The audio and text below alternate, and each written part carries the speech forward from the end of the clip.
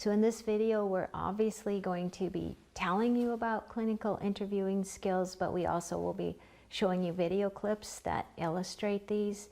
And we really hope that together they'll combine to help you become excellent clinical interviewers. And we begin with a focus on very basic interviewing and listening skills. Skills that everyone needs to do a really good clinical interview. These skills include attending behavior, non-directive listening, directive listening and action responses, as well as the skilled use of questions. Later, we move to demonstrating more complex assessment interviews, including intake, mental status, and suicide assessment interviewing.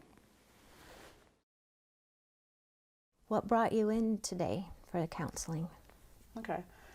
This feels a little bit weird. I've never gone to see a counselor before, so I'm not exactly sure how to start, but I had a couple of, I guess what they called panic attacks. I went to the hospital for one because I didn't know it was wrong, and I was kind of freaking out. So I went there, I thought there was something wrong with me, and they said that there wasn't anything physically wrong with me, but I was having some anxiety issues, so they said to come here to the clinic. So is it okay if I ask you a little bit about what led up to those experiences? Sure. Well, a couple of them seemed like they came out of the blue, but I've been having some stress at school. I'm a second year at the university up here, so. Yeah.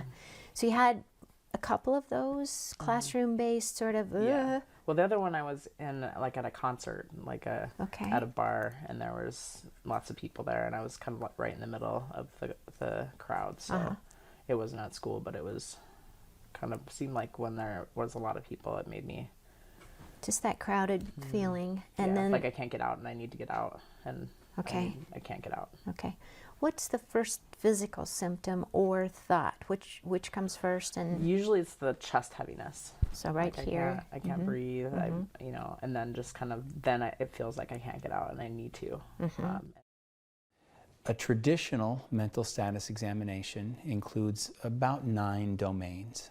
And the first 3, appearance, behavior or psychomotor activity, and attitudes toward the interviewer or examiner, are always just inferred. In other words, you just observe the client and then you make some inferences about those 3 categories. The remaining 6 categories are usually assessed in a little bit more of a direct way. And these other 6 categories include affect and mood together, speech and thought together, perceptual disturbances, orientation and consciousness, memory and intelligence, as well as reliability, judgment, and insight. Do you ever get any thoughts stuck in your head that just kind of go over and over and over? I've got millions of those. Which one do you want? What would be a typical one that gets stuck in your head? Well, sometimes whenever something happens, I picture another event happening as a result of it, that gets stuck in my head. Songs get stuck in my head. Voices get stuck in my head. Yeah. They don't really belong to anybody. They just kind of sit there, and they used to tell me to do things, but now I get into arguments with them on occasion. It's okay. So you have some songs that get stuck in your head, and then some voices that get stuck in your head? Well, yeah, I like to make up the voices because it helps drown out the music. I mean, the voice thing is intentional. Okay. It helps get the songs and the thoughts and memories out of my head. Okay. So that's kind of like a self-help right there. So one of the ways you get the something that's stuck in your head out of your head is maybe you sort of create these voices in your head, and they kind of like an invisible imaginary friend. Okay.